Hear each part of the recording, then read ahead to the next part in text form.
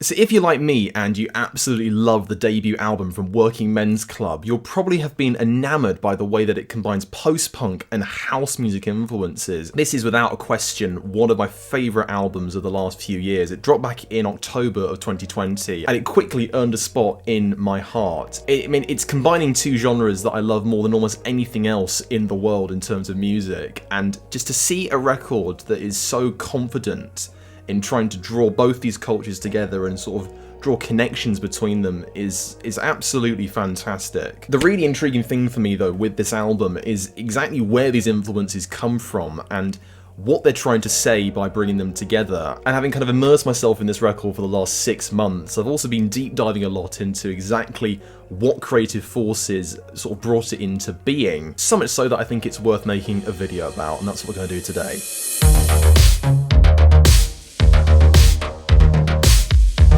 How's it going, guys? Hope you're doing well. Welcome back to another video. My name is Munro, and today we're talking about the self-titled debut album from Working Men's Club. Working Men's Club hail from West Yorkshire, and their lead singer, Sydney Minsky-sargeant, is the only consistent band member so far. Since their earlier days, they've actually been through quite a number of lineup changes, and their sound has also shifted a lot as well. Sydney's noted in quite a few interviews that he wasn't too happy with where the sound of the band was going in their earlier days, and that's why they've shifted from the sort of more streamlined post-punk sound of their debut singles, and then really piled in on the electronic side for their debut album. A lot of that shift towards electronica came from when Sydney was writing a lot of this album in his bedroom in the autumn and winter of 2019, as well as from the producer Ross Orton, who really helped to sort of flesh out those electronic influences. And that electronic side really presents itself in this very house-influenced style. It utilises drum machines and synthesizers in the way that the house music that was being made back in the late 80s and early 90s sort of utilised them. But what's interesting is that it really still has that post-punk grit at its core, and they haven't tried to sort of shed all of the sound that they were making back in the early days for the sake of sort of experimentation or anything. For me, the way that these two genres are combined on here is just so inspired.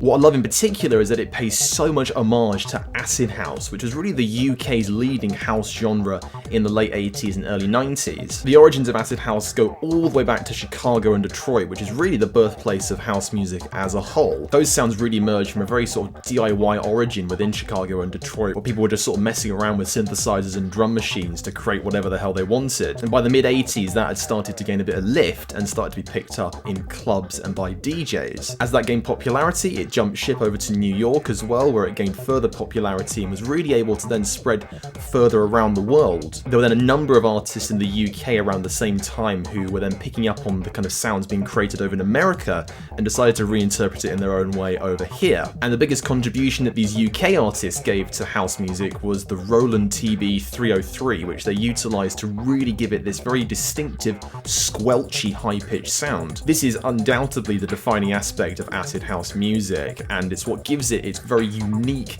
and identifiable appeal. So much of that sound is linked to the drug culture of the time and about sort of trying to convey a euphoria through the music. As we come towards the end of the 80s, there's a real explosion in terms of the popularity of this music and other dance music genres, which is often referred to as the second summer of love. I'm not an absolute expert on this, and I wasn't there, so I'm not going to try and, lecture anyone about what year it happened or what happened specifically, but it led to a crackdown and pushback from the government, who then started heavily regulating clubs and when they could open and what time they could play music and so on. That in turn led to this culture moving away from clubs and into fields and parks and open spaces, and that's where we get the birth of rave culture. And that sort of dichotomy between the illegality of these events in terms of the eyes of the law and the freedom that they were all about expressing and celebrating is what really hammers home that euphoria element of this music. Those synths and those drum machines are so iconic to this genre because they convey exactly what it stood for and they convey the joy that it gave to people. Combine that with the socio-political messaging that you find on the Working Men's Club debut, and you can see how that message of freedom still rings very true to this day. The twist, of course, though, is that this record takes those euphoric elements of house music and mixes them in with the grit of post-punk.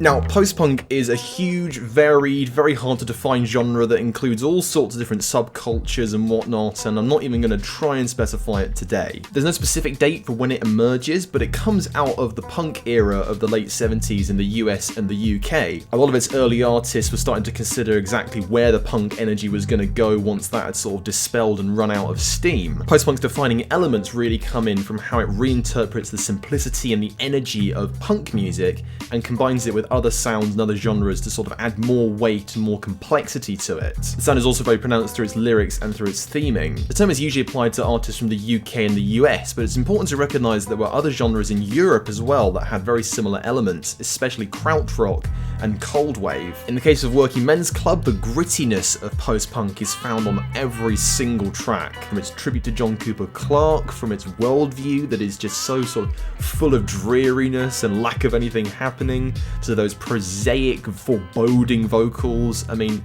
it screams post-punk. A lot of the instrumentation as well takes a lot of influence from krautrock and even some industrial influences in there as well. Sidney Minsky-Sargeant also notes Cabaret Voltaire as one of the leading influences both for his music in general and for the album itself, and you hear that all over the record.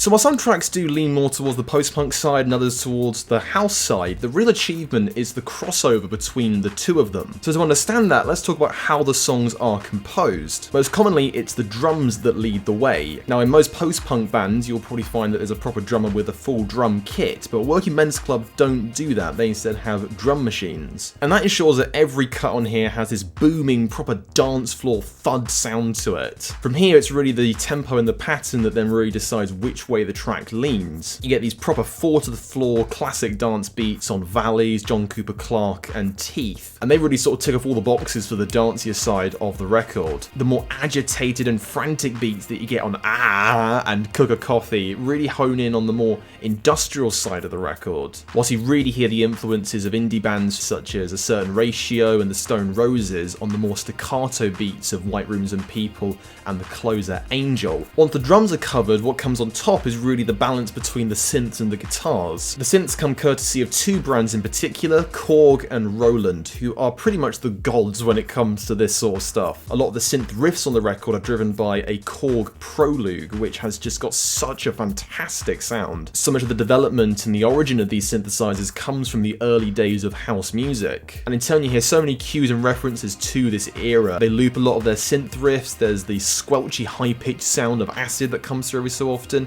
and there's even a clap effect breakdown on Valleys, which I just love. Absolutely love that. Even then though, the more electronic side of the record isn't just used to recreate house music, there's also references to earlier electronica such as Kraftwerk. Tomorrow really harks back to that with its very minimalist sound. As for the guitars, well, they are just as varied. They give John Cooper Clarke its inspired, addictive riff, they create a very abrasive atmosphere on Be My Guest, and they deliver proper festival headline set goodness on Angel. So often I've found that they used to sort of sprinkle in and add more detail against the broader sound of the synths. They're also given plenty of muscle thanks to Ross Orton's production. He worked on AM by the Arctic Monkeys, Your Future Our Clutter by The Fall, and on lots of solo projects that Jarvis has worked on. And all of those records are very swaggery, gutsy, rock-style guitars, which you really hear on here. Finally, of course, it's the lyrics that help draw everything together and kind of fill in the gaps. And because Sidney is injecting this with so much socio-political and personal commentary, the way that it's then drawn together means that you truly get a record that brings both the intentions of post-punk and the intentions of house music in terms of what they were looking to achieve together in a very succinct package. For so much intelligence to come through on a debut album, I mean, you can see why I love it so much and why I love talking about it so much. The constant kind of yin-yang between the synths and the guitars on this record is just played out so well. And it's interesting because a lot of the genres that they take a lot of inference from often have a sense of conflict that underpins much of their music. And you can really see that conflict once again between the guitars and the synths. What I think is particularly incredible about it is that they're actually taking influence from the sounds that influenced post-punk and early house music back in the day.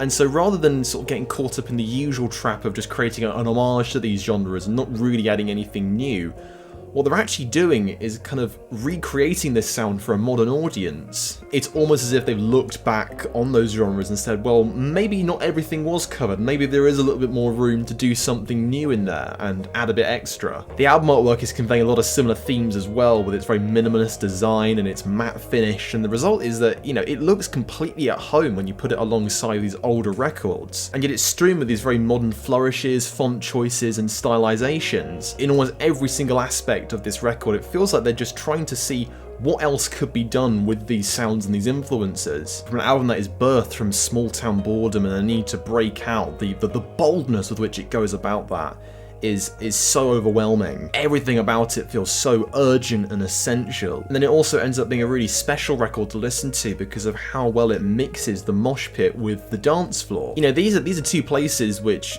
we've all experienced, and both come from very different sonic origins, but, you know, at their core, they're really trying to achieve the same thing. It's not often, though, that you get music that really celebrates that crossover between them. As someone who just absolutely loves post-punk and house music in all of its form, I mean, this just instantly became a personal favourite record of mine from pretty much the moment that I got my hands on it. And really, in terms of the genres and styles that this album is taking on board, I don't think there's been many records really in the UK recently that have pulled it off quite as well as this. By staying away from just being an homage or a tribute to these older genres, what it ensures is that Working Men's Club is a record that has long-lasting appeal, and more than anything else, suggests a very bright future indeed for the band. And that's about all I have to say. Thank you so much for watching, guys. I did a full review of the album on my blog, and I put a link to that down below if you want to see sort of my more detailed thoughts on it. I also placed it at number 2 on my albums of 2020 list, which I've also linked down below if you want to read more into that. They really are one of the most exciting bands in the UK right now, and I think we're only just starting to scratch the surface of just what they're going to go on to achieve. Thanks for watching once again, guys, and I'll catch you in the next one.